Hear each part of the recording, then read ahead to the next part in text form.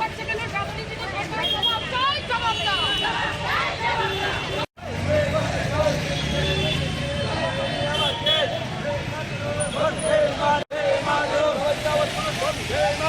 বন্দে মাতরম, বন্দে মাতরম, বন্দে মাতরম।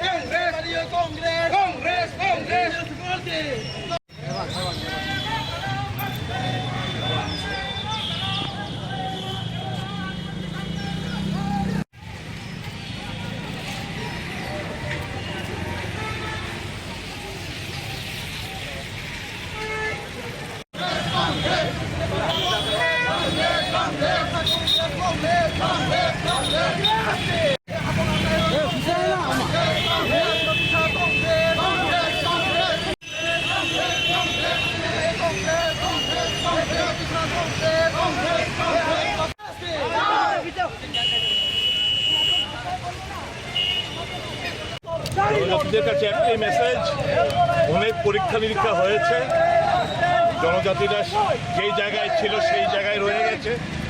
অনুন্নয়নের ছোঁয়া সারা রাজ্য জুড়ে, সারা দেশের মানুষ, বিশেষ করে জনজাতি এলাকার লোক, আদিবাসী লোক, তারা কংগ্রেস থেকে ঢুকছে এবং বিগত নির্বাচনে কয়েকটি রাজ্যের নির্বাচনে তাই প্রতিফলিত হয়েছে।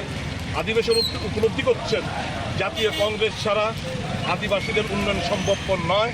কাজেই আমাদের রাজ্য দেরিতে হলো, বিলম্ব হলেও উপলব্ধি করতে শুরু করেছেন যে ইনাফ ইজ ইনাফ। অনেক কোনো আঞ্চলিক দল কিংবা অন্য কোনো রাজনৈতিক দলের সাথে তাদের উপর বিশ্বাস ভরসা নেই। সত্যিকারের অর্থে যদি উন্নয়ন রাজনৈতিকভাবে, অর্থনৈতিকভাবে, সামাজিকভাবে তাদেরকে যদি আরও সশক্তিকরণ করতে হয়, তাহলে একমাত্র পথ হচ্ছে জাতীয় কংগ্রেসের ছাতার তলে এসে গণতান্ত্রিক পদ্ধতিতে আন্দোলন সংগঠিত করা এবং 125তম যে সংশোধনী বিল, যেটা দীর্ঘদিন পার্লামেন্টে পড়ে রয়েছে, তার পক্ষে সওয়াল করা, এটাকে প্রেশার ক্রিয়েট করা যাতে করে আমরা 125তম সংশোধনী বিল পার্লামেন্টে আমরা পাস করতে পারি। আজকে আমরা রাজপথে হাঁটছি, মণিপুরের যে জঘন্যতম ঘটনা এবং রাজা নিরো যেরকমভাবে অবস্থায় ছিলেন যখন রোম সাম্রাজ্য চলছিল, রাজা নিরো যে অবস্থান বেহালাবাজার ছিলেন, ঠিক তেমনি মণিপুর চলছে।